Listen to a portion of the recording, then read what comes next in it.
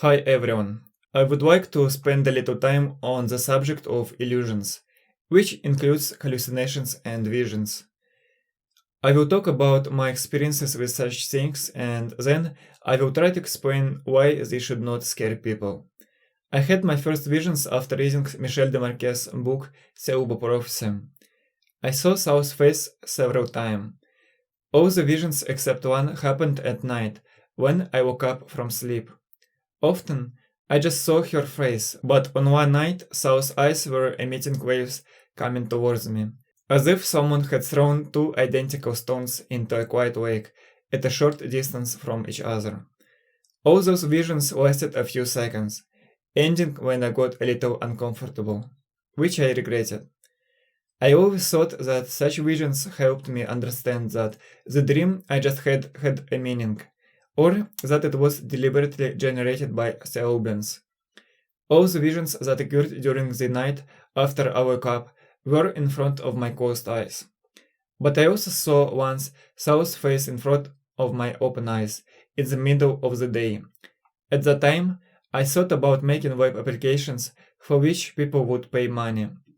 That vision helped me realize that this is not what I wanted to do in my life. I also saw Beastra's face once, and during another time, I believe I saw a faint outline of Watali's face.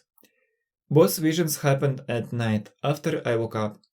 You can learn more about this in my free book, Simple Truths of Life. I call these hallucinations visions because they were positive. The word hallucination has a slightly negative connotation for me. I had hallucinations that can be considered negative. Also, they also carried the task of teaching me new things, thus still taking on a positive form. One such experience involves the monster It from the book and movie of the same name. Perhaps during that day I was watching a YouTube video about this film, and as I lay down to sleep, this monster appeared from time to time in my mind, in my still not fully restrained imagination. It was night, darkness, and I was lying in bed with my eyes closed. Suddenly, I began to make out faint outlines. It was the It monster that was looking at me from the hole in the ceiling. I realized that my anxiety was generating the subtle vision, or if you wish, my first hallucination, and I focused on the present moment and calmed down, accepting the vision for what it was. It left and never returned. Or at least that was the case for a while. More than a year for sure. But then, during one night, there was a loud pop as I was getting ready for bed. Whether it was the neighbor, or maybe something rumbled on the street, I don't know. What I do know is that I felt a little uneasy, because for a moment, in the depths of my mind, I again remembered various monsters. I think it comes from my childhood, in which, by the way, I stopped watching the film about it. Then I had enough of what I was seeing at the moment when they showed the photo of the winking boy. I subconsciously do not really like to be alone in rooms with portraits of people who seem to be watching you wherever you go. So that night I had a dream, which, if I understand correctly, began in a strange subway, where there were escalators in the form of closed spiral children's slides or something like that. I went down one of these escalators. The next thing I remember, I was in my apartment in Moscow. I don't remember all the details now, but in the dream I went to the window of my one-room apartment. There was a Christmas tree on the windowsill, if I remember correctly. Christmas balls hung on it, being very close to each other.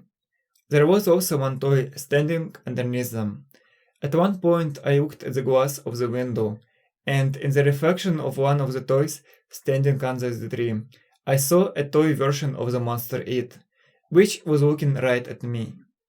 I immediately turned to look at the actual toy, and then I realized that it was also looking straight at me.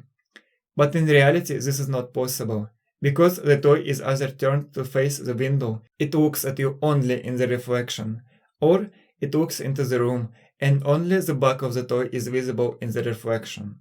At that moment I woke up, seeing the It monster in front of my closed eyes. That still vision disappeared in about a second. I should mention that in my first experience with it, the monster looked like the one played by Tim Curry in the 1990 movie. And during the second time, I saw the new version of it in front of me, namely from the movies that came out in 2017 and 2019. Going back to that last night, the vision of it wasn't the end.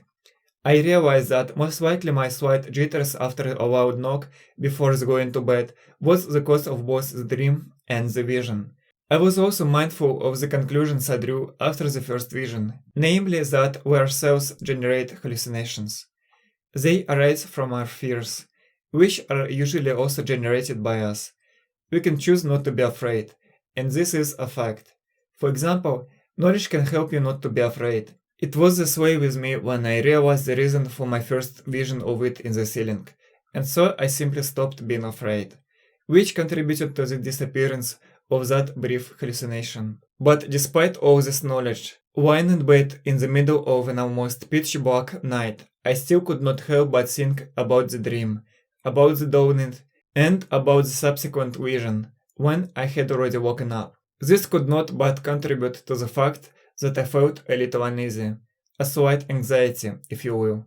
I tried to just sleep, but my thoughts just kept coming back. I think that they, together with light touches of fear, generated a new vision of it, which I saw before my closed eyes. This vision was, I would say, identical to the vision from the recent film about it, where the heroes of that story are watching a film on a projector, and suddenly it is shown on it, whose face is not visible at first, but with each new frame it is shown more and more. That's what I saw that night. That vision was no longer static, like the first one. It was in motion. Again, I understood the reason for such a vision, and I did not fall into any panic from what I saw. Eventually, I was able to fall asleep, and until now, I have not had any visions. It will be interesting to note one of the arcs of my life, in which at first I was afraid to watch a movie because of a photo of a blinking boy, and then, as I gained life experience, knowledge, and understanding, I was no longer particularly afraid of seeing the monster itself in front of my eyes. It shows once again that knowledge is power, and after writing the script for this video, I did watch all the films about it, and they were not scary for me. Let's continue. There was a time when I was watching a video about it on the Cinema Sins channel, and at 12:33, Jeremy Scott says that it did not kill the girl because she was not afraid. It was at that moment that I realized that I never knew about the plot of the film and the book, and I did not know that fear allows the monster to kill a person both in the book and in the films. Then I understood the connection between my vision and Stephen King's fictional character. I was not afraid, and the vision of it disappeared. The girl was not afraid, and she survived. It couldn't kill her. It's clear that the author of the book had no difficulty in thinking that the absence of fear does not allow a monster to kill a person. But nevertheless, I found this similarity to my experience interesting. At the end, I will talk about the possible mechanisms of hallucinations. In a video about lucid dreams, I hypothesized that dreams can be made of particles, like atoms, but much smaller in size. At its core, everything is a vibration that has different sizes. I've had a little experience with hallucinations, but I think I can at least try to hypothesize that both dreams and hallucinations could be created from the same particles. This would allow reuse of existing resources for different tasks. The difference is that, in case of visions and hallucinations, the data received from the hallucinogenic particles are combined with the data from the material world, made of atoms, for the final picture in our mind. That's all for now. Please share in the comments if you've had any experience with visions and hallucinations. Also, were you afraid to watch scary movies when you were a child? Thank you for watching.